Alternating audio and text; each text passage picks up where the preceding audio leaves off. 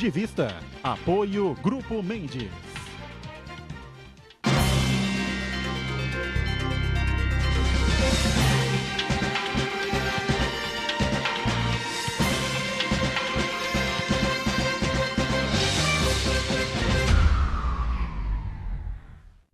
Olá, está começando aqui mais um Ponto de Vista, sempre com você a partir deste horário da 1h30 da tarde, horário do almoço, sempre o horário nobre do debate político e das questões importantes que fazem parte aqui da nossa pauta do dia a dia da cidade, de toda a região metropolitana, e sempre debatendo e discutindo também os temas, assuntos de interesse nacional. Lembrando que a reprise do Ponto de Vista, aqui na Santa Cecília TV, de segunda a sexta, claro, para você acompanhar com a gente, a partir das 20 horas, 8 da noite.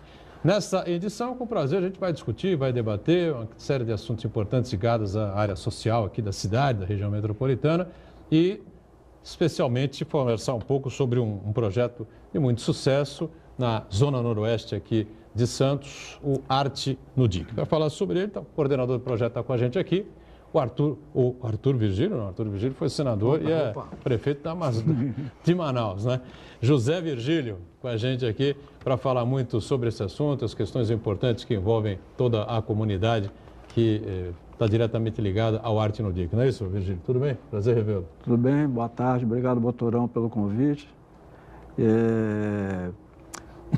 Estamos aqui, né, para conversar sobre o Arte no DIC, falar dos 15 anos desse ano que a gente está comemorando, das conquistas, das dificuldades, enfim. É um prazer estar aqui com você de novo. Prazer recebê-lo, como também o professor Iberê Cirna, professor de Marketing Político, mais uma vez com a gente aqui no Ponto de Vista. Tudo bem, né, Iberê? Prazer sempre estar na companhia de vocês aqui. E o Marco Santana, ali na ponta, sempre antenado, ligado com as coisas da cidade e do país e acompanhando as redes sociais também, não é, Santana? Tudo bem por aí? Tudo bem, boa tarde a todos. Boa tarde especial a quem nos acompanha ao vivo. Quero convidar você a participar do programa, mandando sua pergunta, crítica, sugestão pelo Facebook. Ponto de Vista com Edgar Boturão ou e-mail, contato@pontodevista.tv.br. E você que nos acompanha na reprise, uma boa noite. Boa noite para você que está na reprise e a manchete do Jornal da Orla circulou por este final de semana, aqui pela Baixada Santista, durante este final de semana. E ainda nesta segunda-feira, você pode acompanhar, está aí a manchete 120 anos italianíssimos, né? É a comemoração da Società Italiana, aniversário da Società Italiana, completando 120 anos nesta terça-feira, amanhã, portanto, aqui na cidade, não é, Santana? Isso mesmo, é uma entidade que foi fundada há 120 anos, com o objetivo de ajudar os imigrantes que naquela época escapavam da fome e da miséria na Itália. Vítimas das grandes mudanças, profundas mudanças da Revolução Industrial, que fez que muitas pessoas perdessem seus trabalhos. Os pequenos agricultores rurais, naquela época, eles perderam suas terras, vítimas da especulação, dos altos impostos, e como única alternativa, naquela época, vieram para a Terra Prometida, sem saber nem ao menos o idioma. E quando chegavam aqui, não tinham muitas referências, e a Sociedade Italiana foi criada justamente com esse objetivo de dar esse amparo à instalação da cultura italiana. E hoje sabemos que a colônia italiana, assim como diversas outras colônias estrangeiras, contribuíram em muito para a construção do Brasil. Especialmente no estado de São Paulo. E é um tema muito oportuno para se debater agora, quando a gente vê muito pela televisão, pelos meios de comunicação de modo geral, o preconceito, a intolerância contra os migrantes, os refugiados de países do Oriente Médio, da África, países que sofrem conflitos, sofrem com a fome e sofrem também quando procuram novas oportunidades, sofrem muito com a xenofobia, com o preconceito. Verdade. Lembrando que eles vieram ao Brasil, na verdade, para substituir o trabalho escravo, né? Os escravos negros foram libertados, na verdade, libertados e jogados ao relento, né? Se vira aí que o mundo é seu. Não, mas a gente fica, não foi, Virgílio? Se vira aí que o mundo é seu. E até hoje a gente tem essas consequências aqui, né? Da grande parte da população negra continua na pobreza, continua na miséria. As estatísticas aqui das cadeias, dos presídios, enfim, 70% de negros. Enfim, as favelas, os locais de moradia insalubre, né, Iberê? sempre com a população negra em grande maioria, fruto daquela situação perversa que se colocou com a libertação dos escravos, que foram dispensados das fazendas pelo Brasil afora e jogados à própria sorte, né? Se me permite, é interessante você tocar nesse assunto, que a matéria fala bem isso, quando ela faz um histórico desse processo de imigração, de que os italianos não sabiam naquele momento, mas o objetivo do governo da época, do governo brasileiro, das elites brasileiras, era, entre aspas, embranquecer a população brasileira. Quer dizer, tinha também um viés racista aí nesse processo migratório. Tanto é que vieram não só italianos, como alemães e também holandeses e outros países também, né?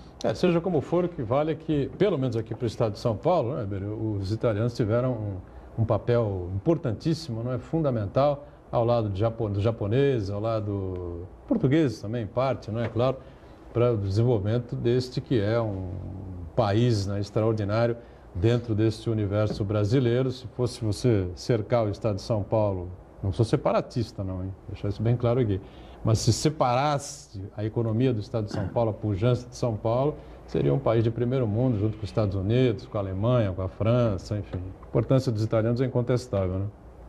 Na verdade, eu acho que é a característica principal, né, que nós temos no Brasil é esse amálgama da sociedade brasileira, diferencia de qualquer outro lugar do mundo. Portanto, nós temos aí o Brasil segmentado, se olharmos para o sul, temos lá os poloneses, os alemães, né, na Santa Catarina, Paraná, nós temos aí os espanhóis que vieram mais para o Nordeste. Então, esta é a característica do Brasil, essa multiplicidade de origens faz com que o Brasil seja único no mundo. Nós não podemos comparar com absolutamente ninguém, nenhum dos países, porque não que não tenhamos identidade, mas temos sim um amálgama muito curioso que dá essa pluralidade para o Brasil. Isso é muito interessante. Ficou uma confusão que até agora nós não conseguimos nos entender, né, Zé Virgílio? Por exemplo, a minha origem, que é lá a Bahia, eu sou de Salvador, você vê que é uma outra situação. A cidade, quer dizer, chamada até de Roma Negra, né? É a cidade mais negra, quer dizer, onde existia e ainda existe um preconceito muito grande contra os negros. Muitas pessoas lá que você vê que tem todas as características, tem toda, na questão da miscigenação, a influência mais forte do negro, e as pessoas não assumem essa... Quer dizer, então, como o professor colocou aí, realmente é um país totalmente diferente do que qualquer outro que você possa ir pelo mundo afora. E o que acaba refletindo também na classe política, né? Para a gente não fugir muito dessa coisa, né? Congresso Nacional, as Assembleias Legislativas, enfim, né? As câmaras de vereadores. Câmara de vereadores, tudo isso, né? A miscigenação é uma coisa confusa e a gente tenta... Não, é por isso que as comparações com a França, com a Alemanha, com a própria Itália, enfim... Não adianta você fazer esse tipo de comparação. É que nós temos aqui, assim, por essa miscigenação, o que se processa dentro da área da sociologia é um processo de aculturação. Essa troca de culturas é que faz com que tenha um pouco de dificuldade, né, de entender as origens. Então, é muita troca e ainda não é sedimentado. Ela não tem um viés único, como qualquer outro país. Se você olhar um país lá, seja qual for, ele não tem essa capilaridade, ele não tem esse processo de aculturação. E isto é um fator único no Brasil. Por essa razão é que cria as dificuldades até de interpretação, né? De entender determinados desafios que o Brasil tem dentro da sociedade, da composição da sua sociedade. Você olha para os Estados Unidos, você vê a migração inglesa e irlandesa. Sim. Né? Basicamente isso, né? 90% de irlandeses, ítalo-irlandeses e tal, no máximo, né? Você escapa por aí. Você vê a Argentina, por exemplo, aqui do lado, italianos e espanhóis, mais italianos que espanhóis, ou ao contrário, enfim, mas é aquela proporcionalidade ali muito próxima, né? Vai para a Austrália, a colonização inglesa, né? Também, né? Então, realmente, aqui não, né? Aqui veio gente do mundo inteiro formar esta miscelânea cultural e nós tentamos achar um ponto também, né? Os asiáticos também. Por isso aí, até trazendo para o tema, é a riqueza do processo cultural, né? a riqueza de todas as manifestações culturais. É essa pluralidade que leva do carnaval ao que você quiser. Sim. Quer dizer, então, isso é importante, nos remete ao tema, até pelo nosso convidado aí, que pode, na verdade, colocar muito bem isso para a gente. Mas É veja verdade. só, Diga. tem uma diferença fundamental entre a imigração brasileira e de outros países como Estados Unidos, Austrália e assim por diante, que é o caráter exploratório. As comunidades estrangeiras que vieram ao Brasil vieram para ser exploradas, inclusive os italianos, que eles vieram, além dessa questão aí de, entre aspas, embranquecer a população, eles eram uma mão de obra qualificada, porque já eram famílias agricultoras na Itália que já tinham um know-how na agricultura e ainda assim poderiam ser explorados. Né? Ao passo de que, por exemplo, na Austrália e nos Estados Unidos, foram verdadeiras famílias, verdadeiras comunidades inteiras que foram ocupar essas terras aí em busca de desenvolvimento, já vieram pessoas mais qualificadas, tiveram grandes incentivos para desenvolver as comunidades e as diferenças ao longo do tempo a gente vem percebendo e se acentua nos dias de hoje. Muita gente deve perguntar aí, bom, mas o que vieram fazer aqui, né? Bom, você voltar no tempo, há 100 anos para trás aí, foi no final da Primeira Grande Guerra Mundial, né? E que praticamente houve uma casualidade aí, né? A libertação dos escravos no Brasil e a dificuldade enorme de se viver, de se continuar vivendo de uma maneira mais segura na Europa, especialmente na Itália, envolvida também na Primeira Grande Guerra. E eles vieram para cá e aceitavam qualquer coisa, né? Tudo que aparecesse, você trabalhar por um prato de comida, por uma roupa lavada, por um quarto, uma cama, enfim, já era de bom tamanho. Mas aí eles realmente se transformaram, pelo menos uma boa parte do país, especificamente aqui o estado de São Paulo, ajudaram, né? Boa parte aí, você tem 30%, 40% aí de mão italiana neste fantástico estado que se transformou São Paulo, né? E como eu disse, né, se você isolar o estado de São Paulo do resto do país, você tem uma das maiores potências econômicas do planeta. Mas, Virgílio, o assunto é o Arte no DIC. É bom porque faz tempo que a gente não conversa, né? É bom você fazer uma retomada geral aí, quando é que o projeto surgiu e qual era o objetivo no começo, enfim. O objetivo desde o início é a inclusão social e a capacidade que a arte e a cultura têm de absorver isso. Na verdade, em cima de experiências outras, né, como dentro da minha carreira que eu tive em Salvador, que eu entrei como estagiário na época, no final dos anos 70, por um órgão criado por Antônio Carlos Magalhães, que era o governador, para restaurar e ressocializar as pessoas do Pelourinho. Porque o Pelourinho, que foi a porta de entrada do Brasil, enfim, entrou numa degradação muito grande, né, num determinado período. E aqueles solar, cada casa maravilhosa, né, o Solar Ferrão, por exemplo, que foi a sede do IPAC durante muitos anos e que hoje é uma grande galeria, né, um grande centro cultural. E outras tantos que teve uma importância muito grande, grandes bailes naquela época. Estava tudo degradado, né? Tem aquele filme até Dona Flor e seus dois maridos, isso é bem retratado, porque tem uma cena da Sônia Braga com uma outra personagem e a questão do cortiço era pior do que o que tem aqui na área central do centro. Exato. Quer dizer, e aí eu entrei para trabalhar naquele órgão ali e fui aprendendo. Você era funcionário público, né? Funcionário público, estagiário, depois aí fiz concurso público e me especializei em montar espaços culturais. O primeiro trabalho assim que deu assim, visibilidade para a minha carreira foi um forte chamado Forte do Santo Antônio, que foi construído para combater a invasão holandesa, que até lá na Bahia se brincava muito, que antes os holandeses deixassem os holandeses chegar, como eles ocuparam boa parte do Nordeste. Então, os tais galeguinhos do olho azul que tem no Nordeste é a influência dessa chegada dos holandeses. E esse forte, ele depois virou casa de detenção, inclusive na época da ditadura, os presos políticos ficavam ali, porque é no centro, é onde finaliza o Centro Histórico de Salvador. E na época, né, meus 20 e poucos anos, eu tive a ideia de transformar aquilo num centro cultural. Cheguei para o diretor do IPAC, né, como é conhecido o órgão, o grande antropólogo baiano, Vivaldo da Costa Lima, que já está em outro plano. Falei, olha, Vivaldo, eu não estou feliz aqui na sede central e eu gostaria de transformar aquilo num centro cultural. Ele me falou no momento que não tinha recursos para restaurar aquilo ali, que era um investimento muito alto, mas que ele mandaria limpar, enfim. E ali a gente começou toda uma coisa ligada à questão da cultura negra. Os blocos afros, que é uma grande expressão cultural, estava surgindo, o Ileaê, o Olodum, estava surgindo, e a capoeira, que hoje é um patrimônio imaterial reconhecido pela Unesco.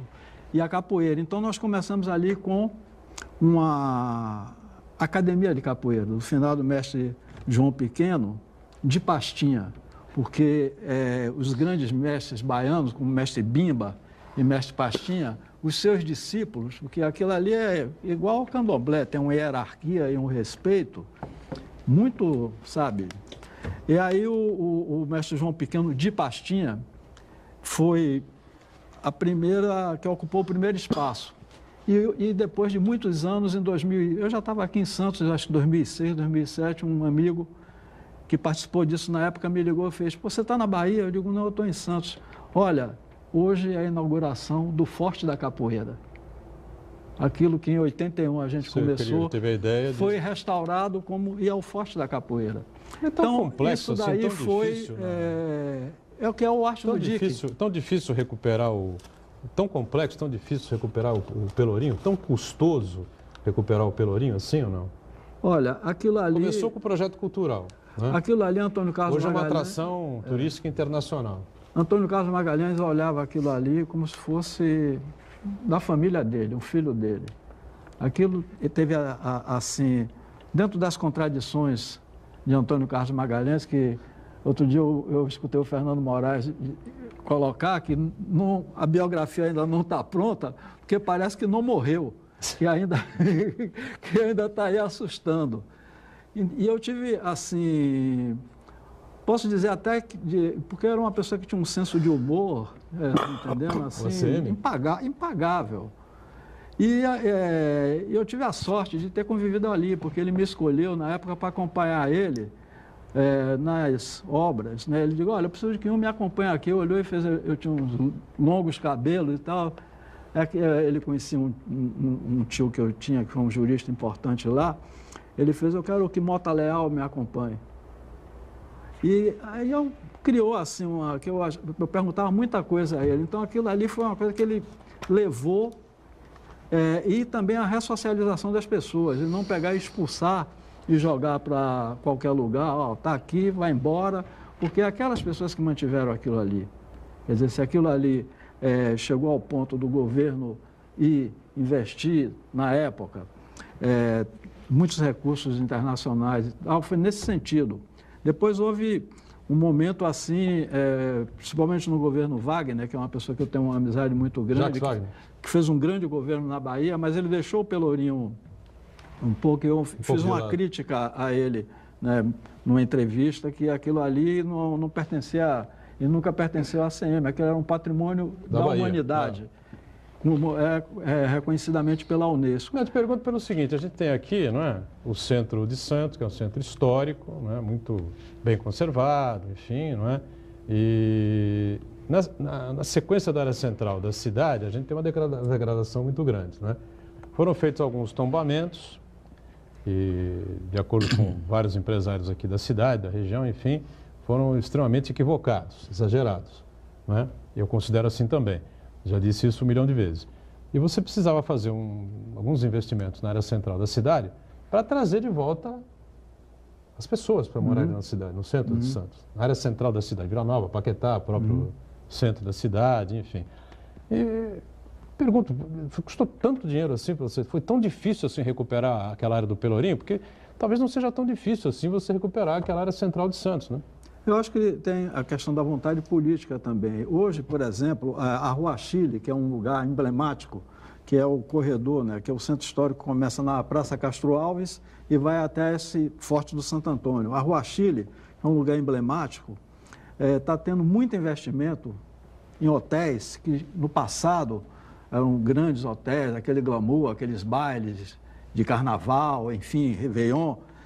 está tendo um grande investimento já no sentido de construção de hotéis e de restaurar vários imóveis ali nesse corredor da Rua Chile, para ver um investimento, inclusive nessa questão de moradia, um investimento de o retorno, né, daquilo ali ter a vida que teve nos anos 40, nos anos 50, enfim. Quer dizer, então eu acho que isso é uma questão de vontade mesmo, tá entendendo? Não sei se o momento do país cabe. O momento é difícil, sem dúvida nenhuma, né? Mas eu tenho a impressão que essa... a única saída para o centro de Santos é voltar a ter gente morando ali, né? Mas eu tenho a impressão que é um problema de momento do próprio Brasil. Sim.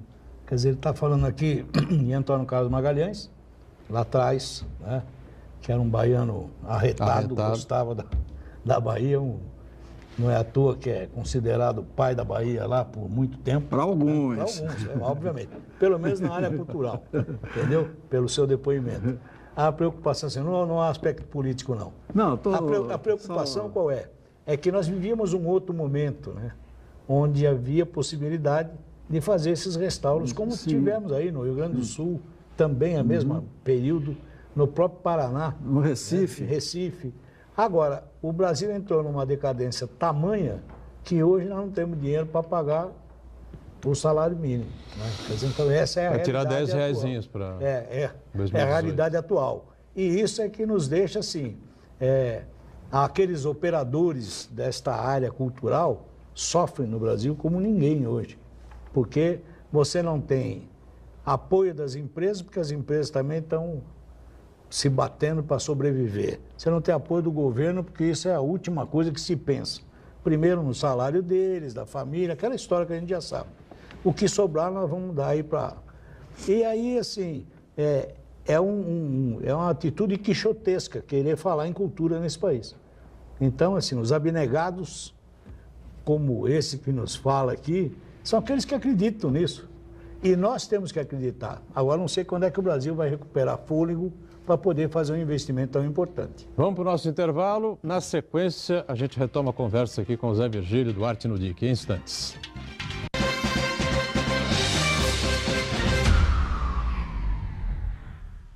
Existe um lugar em Santos onde você encontra os empreendimentos mais fascinantes da região. Um lugar amplo, aconchegante, feito para oferecer o melhor atendimento para você. Um lugar que reúne as melhores opções residenciais e comerciais nos bairros mais nobres de Santos. Um lugar que a gente nem precisava dizer, porque você já sabe. Central de Vendas Grupo Mendes, Rua Guaiaó 55, Aparecida. Venha fechar um bom negócio para abrir as portas do seu novo lugar. No Congresso Nacional e nas ruas, nós do PRB temos defendido e fiscalizado os direitos do cidadão. Conseguimos aprovar a Lei 13.460, que é o Código de Defesa do Consumidor dos Serviços Públicos. Agora, você vai fiscalizar a saúde, a educação e a segurança pública. Você pode se juntar a nós e fazer a diferença também. O Brasil precisa de mim, precisa de você. Filie-se ao PRB. Minha mãe contou uma história de um homem que gostava de fazer o bem. E ele construiu uma casa que ajudou milhares de pessoas. É tão gostoso cozinhar com a minha mãe, eu ajudo na cozinha. Tudo isso é possível porque temos amigos aqui na casa. Ajude você também. A sua ajuda inspira momentos lindos em nossa história. Casa da Esperança de Santos. O bem que inspira.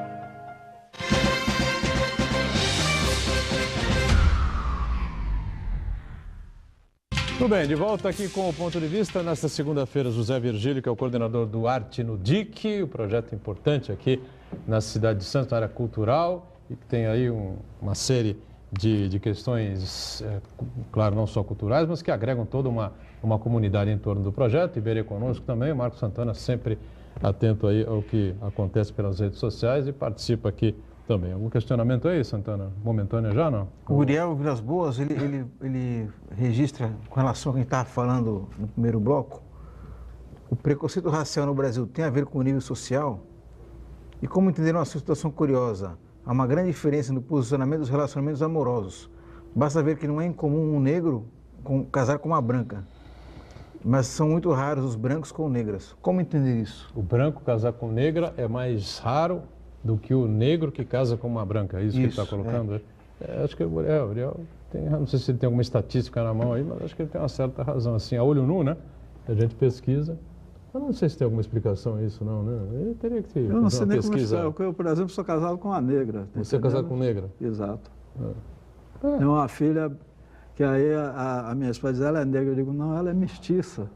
Porque do lado da minha família, do meu pai, por exemplo, era de franceses. Da minha mãe, de português. E também a questão dos índios, né?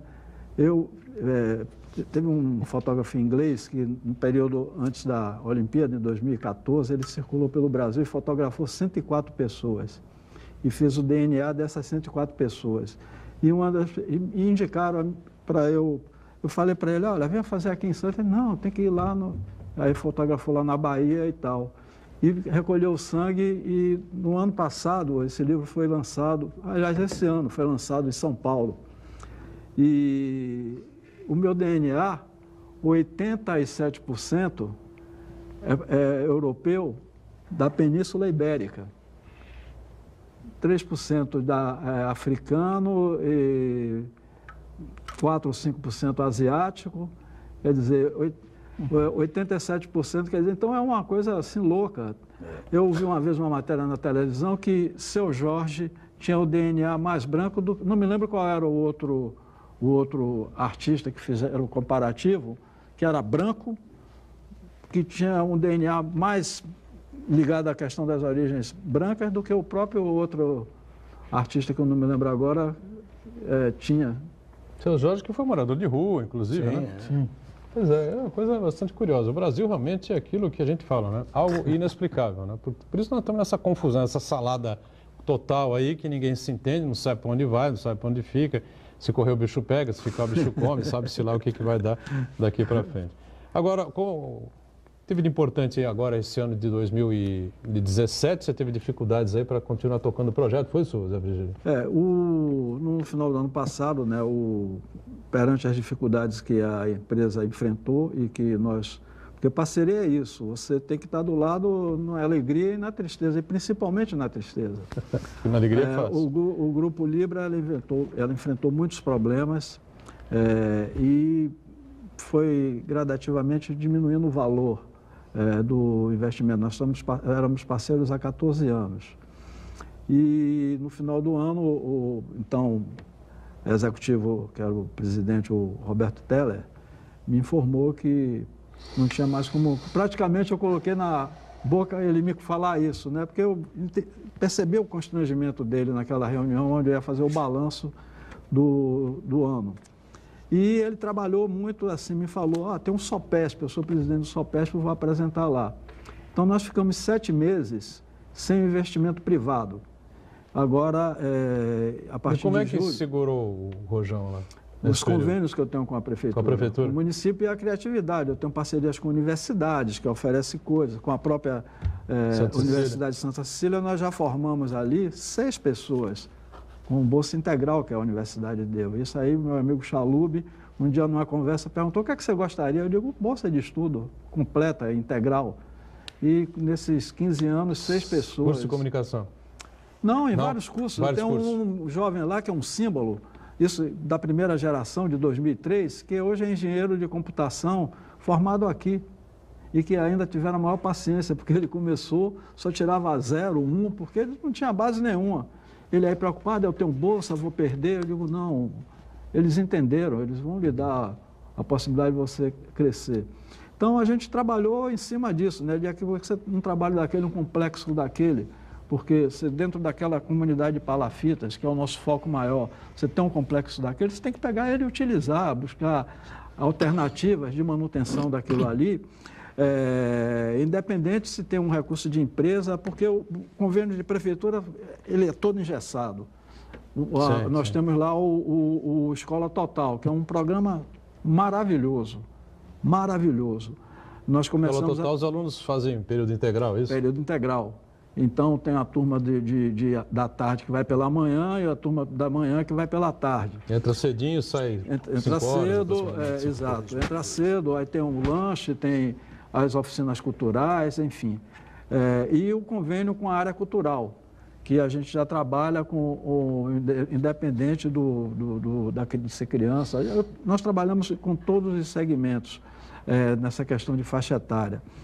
Inclusive com pessoas mais velhas, que você está dando prolongamento de vida àquelas pessoas. Um curso de customização que o Arte no Dique só paga o professor, porque hoje ela já tem, dentro daquele trabalho que é de alto nível, a compra do próprio material para utilizar e os depoimentos nos diversos documentários que as universidades de São Paulo, como a Mackenzie e a Escola Superior de Propaganda e Marketing fizeram aí, e o depoimento delas dizer que eu era do lar e agora eu ganho meu dinheiro e agora eu produzo e agora eu estou me sentindo bem, a minha saúde... Quer dizer, você tem que ter essa visão, porque todo mundo pode chegar um dia lá, né, se você for viver muito. Quer dizer, e aí botar a mente das pessoas para funcionar. Então, dentro dessa dificuldade muito grande, a gente conseguiu, não vou dizer sobreviver, não, a gente viveu. E nós temos parceiros, que eu acho que construiu, dentro daquilo que é a nossa visão de não partidarizar, principalmente essa questão de cultura, saúde, educação, são coisas que... uma ótima relação com o prefeito Paulo Alexandre, né, que temos 2 convênios com ele. Depois, numa conversa, ele me falou da ideia que ele queria fazer um restaurante popular. E ali naquela área, eu sugeri o terreno do Arte no Dique, porque nós temos uma área grande ali. Ele topou, já finalizou a primeira etapa agora, e aquilo ali é que vai dar autossustentação do Arte no Dique, a médio e longo prazo. Porque a gente não vai trabalhar aquilo ali de uma forma assim que os restaurantes estaduais, porque tem na Bahia, como tem o Bom Prato aqui, em outros lugares. No Bom Prato tem R$1. Não, lá vai ser R$1, mas a gente vai trabalhar com criatividade, de um restaurante escola à noite, de atrair esses âncoras de programa de gastronomia para fazer, ir para lá, passar um dia para fazer um debate, quer dizer... Incentivar o pessoal também. As pessoas porque tem muita gente ali que não ganha R$1 por dia, cadeirante, gente que está em estado quase que terminal na cama, mandar a comida de graça para essas pessoas. Eu falei para o prefeito e ele achou viável. Quer dizer, e também, como nós temos um Arte no Dique na França, com estatuto, regimento, tudo, através da lei francesa, na cidade de La Ciotat, o Arte no Dique França, a gente vai trabalhar em cima do Casino, que é dono do Pão de Açúcar, em cima do Carrefour, porque a gente vai comprar. E aí a gente vai negociar. Eu digo, que tipo de investimento você vai fazer aqui? Eu vou contratar o seu supermercado para vender os produtos aqui para o nosso restaurante, mas eu quero contrapartidas também. Quer dizer, então vamos trabalhar num diferencial de um restaurante cultural, porque cultura é tudo, né? Cultura não é só a questão das linguagens artísticas. Então é isso, um apanhado das dificuldades que o Arte no Dique teve, mas que nós tivemos parceiros.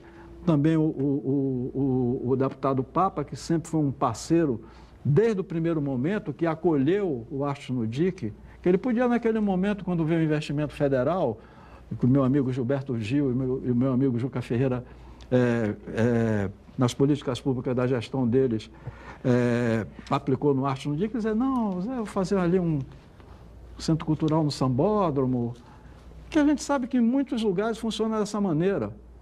Acolheu imediatamente da União, e respeita, entendeu? E sempre que pode está dando suporte, apoio, enfim. E a União continua repassando para o Arte no Dique? A União foi aquele investimento ali, porque todas as políticas públicas de cultura, como pontos de cultura, como os espaços mais cultura, tudo isso, infelizmente, quem é profissional da cultura, quem viveu isso a vida toda, eu vivi a minha vida toda envolvido nisso aí, infelizmente foi mantido o Ministério, porque a sociedade cultural foi em cima naquele momento, com bastante firmeza, mas está ali, eu nem sei o nome do ministro da Cultura, você sabe como é que é? Porque eu, sinceramente, não sei. Eu sei que a Marta Suplicy foi uma época, lembra-se? Não, foi a Marta, foi o Sérgio Saleitão. Aquele... Sérgio Saleitão.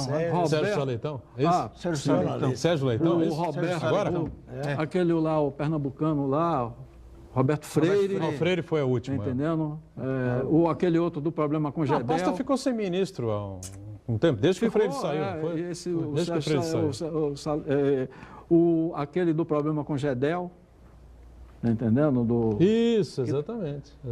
É isso. Santana, diga aí. O Virgílio falou... Eu queria fazer um breve comentário sobre essa questão aí da cultura como prioridade.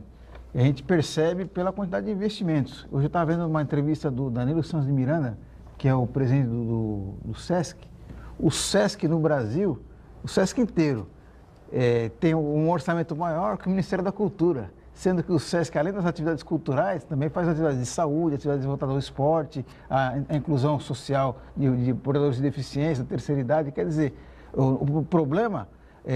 por mais que os governantes falem, falta dinheiro, na verdade o que falta é indicação de prioridades. Porque no nosso país, investimento em educação, em saúde preventiva e em cultura não é prioridade. Não é. Aliás, né, Marcos, o que é prioridade nesse país? Delação premiada, compra de tornozeleira, briga de ministro... Está faltando tornozeleira aí, hein? Briga de ministro com procurador, entendeu? Em primeira instância, segunda instância, isso é que é prioridade. Se nós não temos prioridade na educação, na saúde, na habitação, segurança, lamentavelmente, a cultura está lá embaixo. Até chegar lá é uma coisa maluca. A gente fala da classe política, mas também a gente não pode esquecer de falar das pequenas corporações burocráticas. Porque a gente fala muito... acho que o grande problema do Brasil, no meu entendimento, um dos grandes problemas, são a tais das verbas indenizatórias. Que é o seguinte, a Constituição estabelece o piso máximo de salário para os funcionários públicos, né? Que é o salário do ministro Supremo, 33 mil e lá vai não sei quanto. Só que, por intermédio das verbas indenizatórias, juízes, procuradores, integrantes do parlamento, do governo federal, ganham a título de indenização de viagem, diária, de não sei o quê, auxílio paletó, auxílio livro, auxílio alimentação, auxílio moradia, e aí muitos deles chegam a ganhar mais de 100 mil reais. Então, quer dizer, enquanto a gente não tiver um debate sério para evitar, para acabar fim com essa hipocrisia, aí vai continuar faltando dinheiro na saúde preventiva, na educação, na cultura, na segurança pública e assim por diante. Eu acho que também não é só o faltar dinheiro, é o estabelecimento de prioridades. Eu acho que, eu concordo com você, que nós estamos com as verbas indenizatórias, existem no Brasil há muito tempo, as pessoas se beneficiam desse processo, é amparado legalmente, então nós temos que rever todo esse processo. Agora, estabelecer prioridade dentro dessa escala, nem pensar. Discutir benefícios que levam hoje, nem pensar. Nós estamos discutindo aí 3,6 bilhões para fazer campanha eleitoral. Já toparam módicos 2 bilhões, parece. Né? Mas não fica só nisso. Então esse é o Brasil. Quer dizer, não é só, né? Tem que se reestudar o tamanho do Estado brasileiro. A função do Estado brasileiro precisa ser repensada.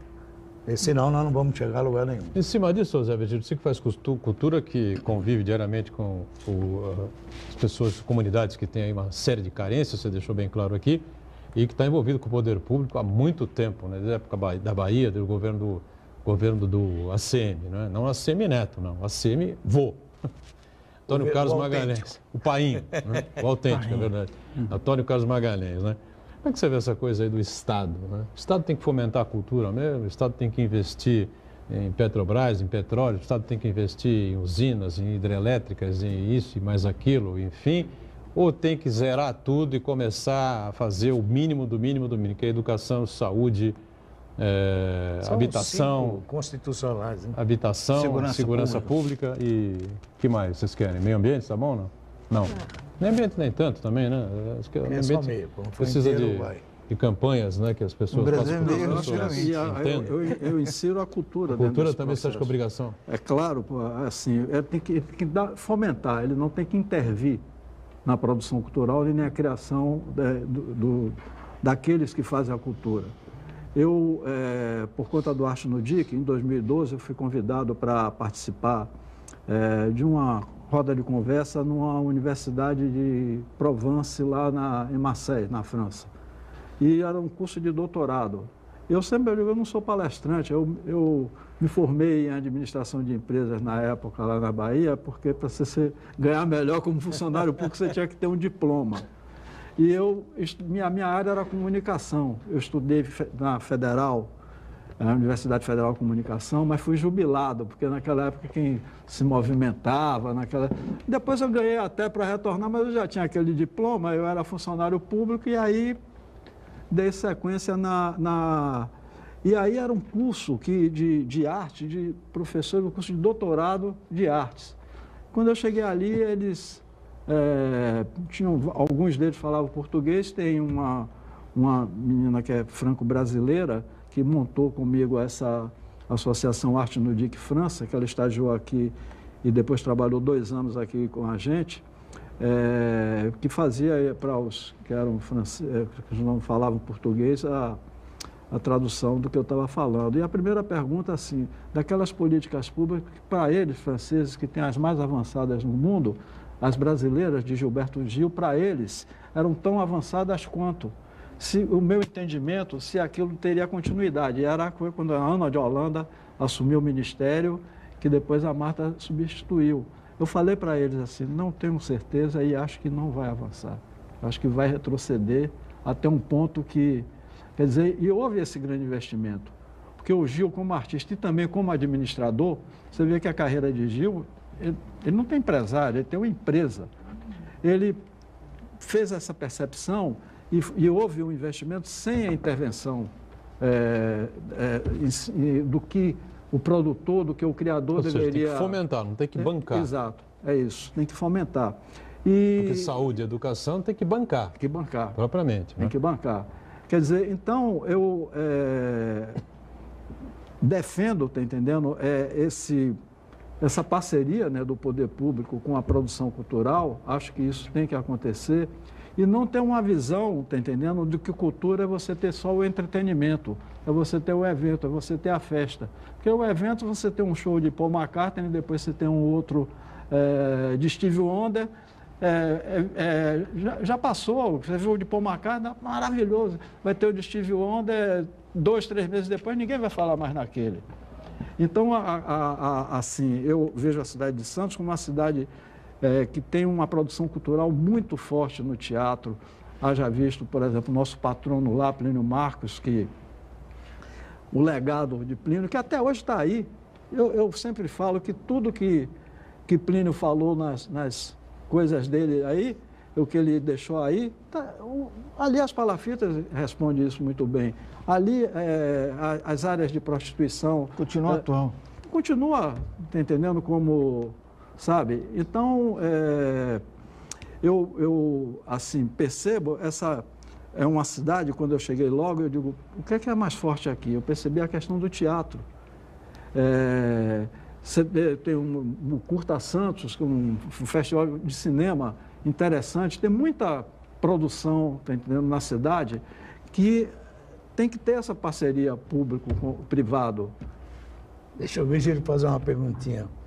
Como operador da cultura, qual é a sua opinião sobre a Lei Rouanet? Vamos para o intervalo e a gente volta em instantes. Não por causa da pergunta, porque estourou o bloco já faz 4 minutos. Já, já.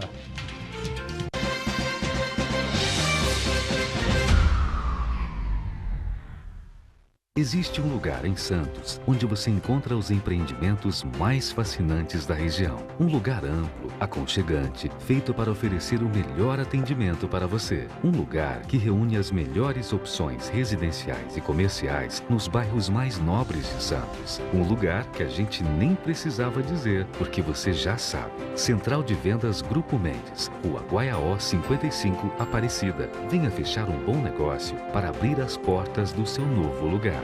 O PRB investe na capacitação das mulheres para o exercício da vida pública. Através da Fundação Republicana, novas lideranças femininas têm surgido em todo o país. E isso tem um grande valor. A renovação que o Brasil precisa nas posições de poder passa pelo aumento da presença da mulher na política. E o PRB paulista tem feito o seu papel. Você, mulher, seja candidata. Filie-se ao PRB.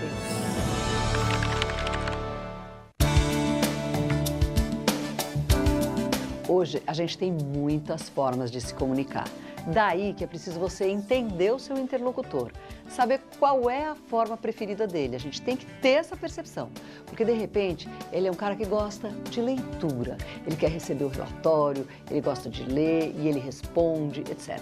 Ou ele gosta de um bom papo, é aquele que passa a mão no telefone e liga, daqueles que ainda ligam, ou que marcam uma reunião, que marcam um almoço, é aquele que resolve tudo numa conversa. Então, antes de você começar a se comunicar desbragadamente desta ou daquela forma, usando essa ou aquela ferramenta, você tem que entender qual é o perfil do seu interlocutor, seja ele colega, chefe, namorado, o que for. Essa e outras dicas você pode aprender nos nossos cursos à distância. Inscreva-se já!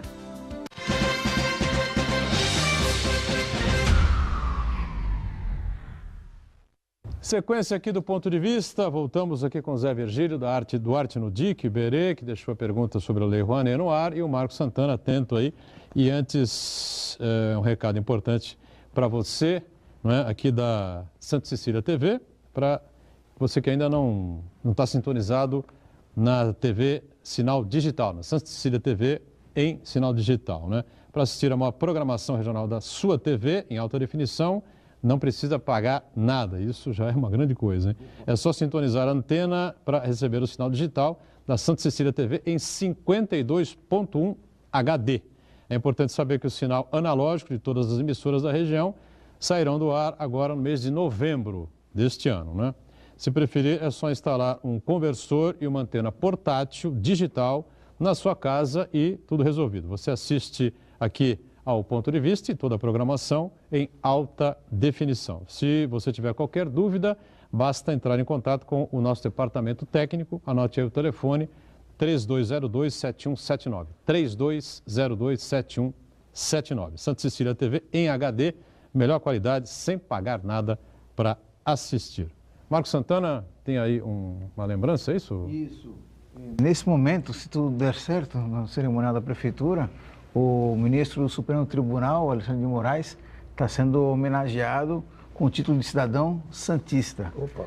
E uma homenagem um tanto polêmica, tem inclusive os próprios vereadores da Câmara de Santos, alguns deles não concordam com essa homenagem, que ela foi posta em votação numa primeira reunião, ela foi esvaziada, essa votação, e apenas uma segunda votação foi aprovada por unanimidade para não causar um certo melindre no autor da homenagem, que é o Ademir Pestana.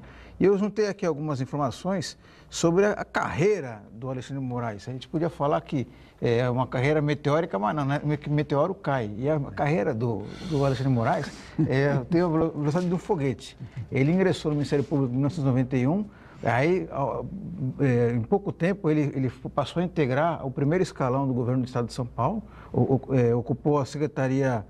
Primeiro, ele foi para a Prefeitura de São Paulo, foi secretário municipal de Transportes Metropolitanos, acumulou a presidência da CET, quer dizer, era o homem que coordenava ali o setor de transporte coletivo, inclusive a questão das peruas de lotação, né? Depois ele foi para o governo do Estado, foi ser secretário de Segurança Pública, e nesse período aí, o caso mais emblemático que aconteceu sobre o seu comando foi a prisão de um hacker que estava chantageando a Marcela Temer, que na época Michel Temer já era o vice-presidente, e ele hackeou o celular da Marcela Temer e começou a fazer chantagem, ameaçando divulgar. O hackeador. O Alexandre de Moraes. E aí, curiosamente, apesar da Secretaria de Segurança Pública ter uma delegacia especializada em crimes cibernéticos, o caso foi ser investigado pelo DEIC, por policiais selecionados por Alexandre de Moraes, que se reportavam exclusivamente a ele. Em tempo recorde, em apenas 6 meses, o hacker, o caso foi investigado, o hacker foi preso e condenado.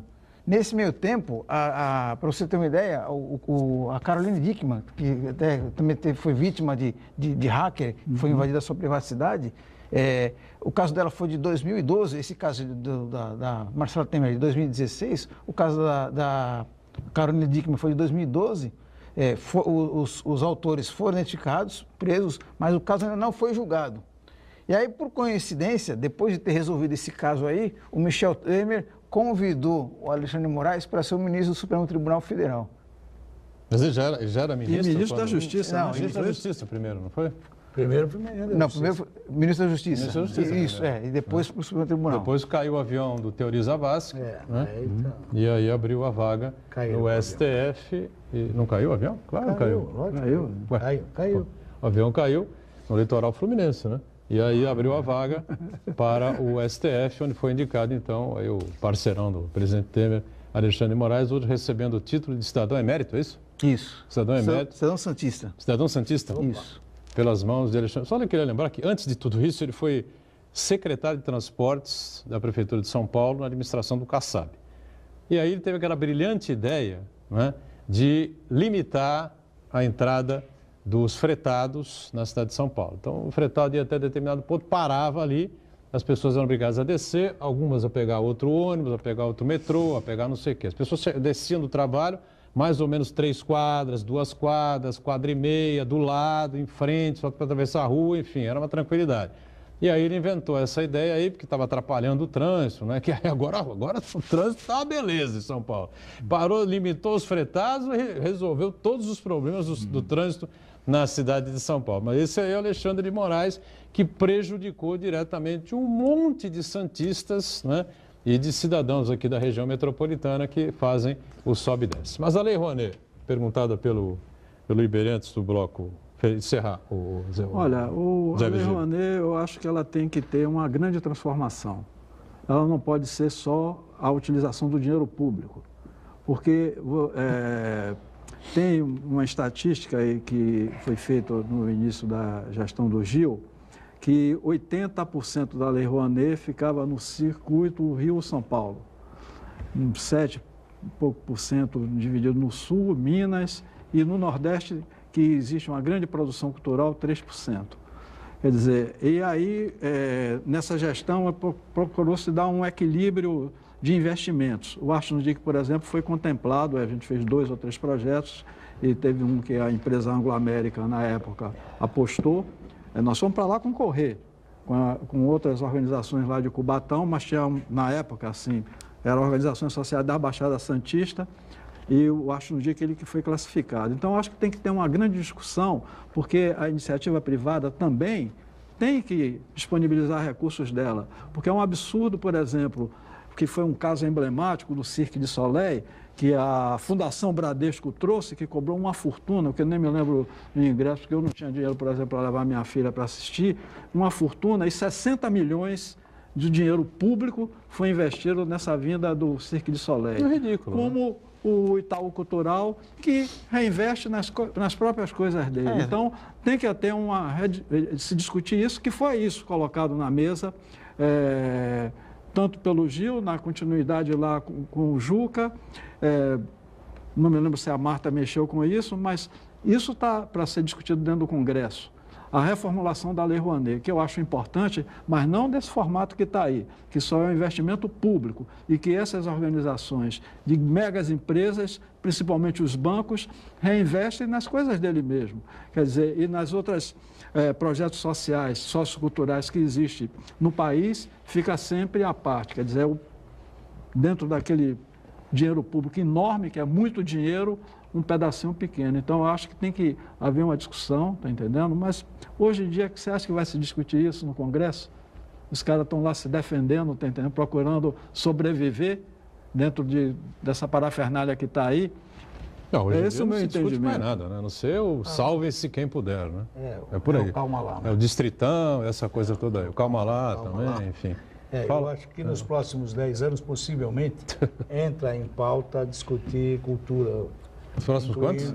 Os próximos 10. Mas o Virgílio tocou num ponto fundamental, que o projeto da Lei Rouanet, apesar do espírito inicial dela ser muito bom, que é fomentar a cultura, na verdade é um projeto de renúncia fiscal que privatizou o dinheiro público para interesses específicos dessas empresas. O que acontecia? O que as empresas, muitas empresas faziam, costumam fazer? Inscreve projeto cultural, mas, na verdade, ela quer o quê? Ela quer dar o brinde de fim de ano para dela, com o dinheiro público, quer fazer a festa de final de ano, contratar um artista, mas para o seu interesse pessoal, pegar, em vez de usar a verba pública, que é uma verba pública, né? Em vez de fomentar a cultura, disseminar a cultura, incentivar a cultura popular, a produção de artistas que não têm oportunidade, o que elas fazem? Na verdade, elas querem transformar num produto de marketing para melhorar a imagem dela e não o interesse público. Sim. Então, nesse sentido, realmente, a Lei Rouanet precisa ter uma mudança muito profunda. Exato. É o marketing cultural das empresas que decide o dinheiro público. Sem dúvida. É uma coisa realmente insana, né? Com a conivência de alguns artistas. Né? Sim, é insano, sem dúvida nenhuma. Agora, ô Zé Virgílio, nós estamos no finalzinho aqui do ponto de vista dessa segunda-feira. Qual é aí o calendário, a agenda aí que temos para o Arte no Dica até o final do ano? Você colocou aí a questão da TV digital. Isso. Nós fomos escolhidos, não me lembro agora o nome de uma empresa que foi não contratada, né, entrou numa licitação pela Anatel, de conceder o equipamento. No caso, a nossa ação vai ser com a comunidade das palafitas.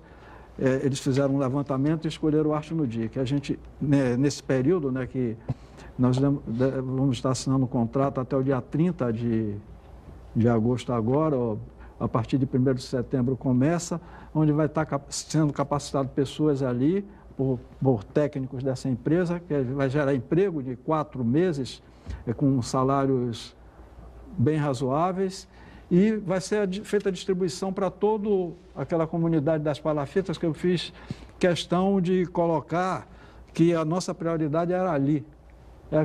O foco maior que o Arte no Dica tem é ali. Vamos estar fazendo aí os 15 anos, né, de muita luta, muita batalha.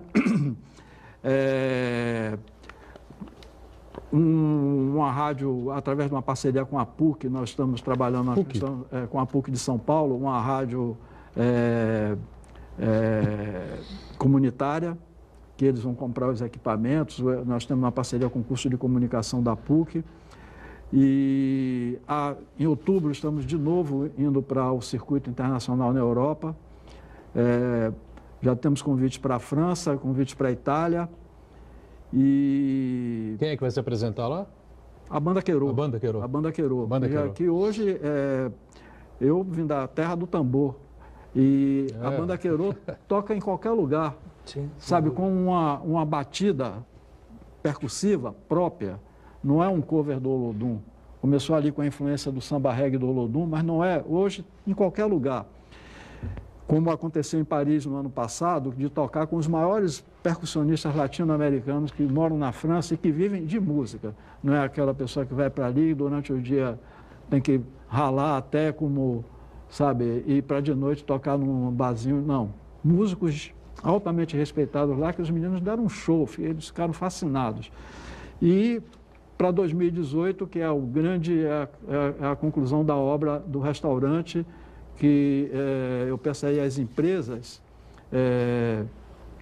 de desenvolver parcerias, né, com a prefeitura, com o governo, porque recursos, não tem recursos da prefeitura ali, são recursos de empresas, né, parceiras lá do prefeito, para fazer esse investimento para a gente, porque vai ser fundamental para a vida daquelas pessoas ter o direito básico de comer. Sem dúvida nenhuma. Zé Virgílio, obrigado mais uma vez pela presença hoje aqui conosco. Sucesso na sequência do Arte no Dique, da Banda Queirô, enfim, toda aquela relação importante com a comunidade. E espero que você volte em outras oportunidades para a gente continuar discutindo, não só aqui a cidade, como a cultura como um todo. Valeu, obrigado. Muito obrigado também. Foi um grande prazer de estar com tantas personalidades como o professor Iberê aqui do lado. Obrigado. Berê, obrigado mais uma vez. Santana sempre conosco, de segunda a sexta acompanhando as redes sociais, a gente juntos aqui no Ponto de Vista. De segunda a sexta, 1h30, você acompanha a gente ao vivo e a reprise 8 da noite. Obrigado, tchau.